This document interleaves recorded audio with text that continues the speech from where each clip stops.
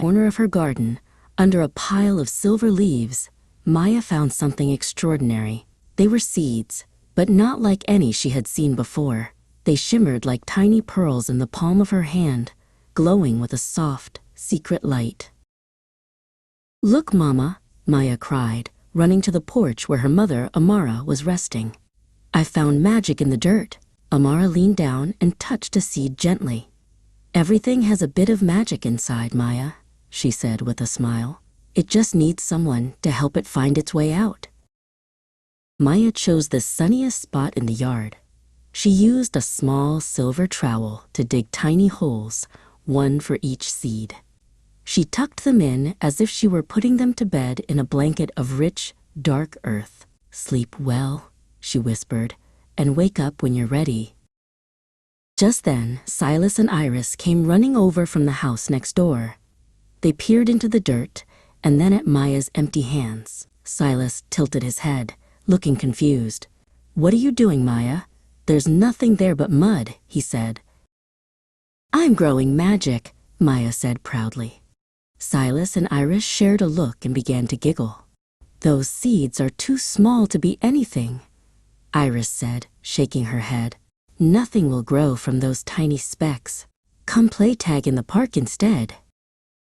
Maya shook her head and stayed. Even though her friends went off to play, she had work to do. Every morning, before the dew had dried on the ladybug's wings, Maya carried her heavy watering can to the garden. Drip, drop, sip, the thirsty earth drank. Days turned into weeks. Sometimes the sun was very hot, and sometimes the wind was chilly. But Maya never missed a day. Amara watched from the porch, proud of her daughter's heart. Maya pulled away the weeds and sang soft songs to the hidden seeds. "I believe in you," she hummed. One Tuesday morning, something changed. A tiny green curl poked through the soil. Then another and another. They weren't just green. They were striped with gold and purple, shimmering in the light. "Mama, look! They're waking up!" Maya shouted.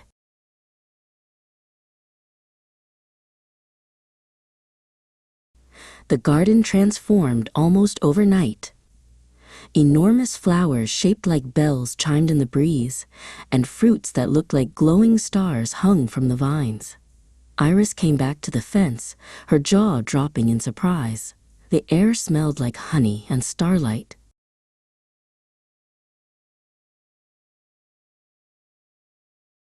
Silas ran over, rubbing his eyes. "How did you do it?" he asked, looking at the beautiful garden. Maya plucked a glowing, star-shaped fruit and handed it to him. "I didn't do it alone," she said softly.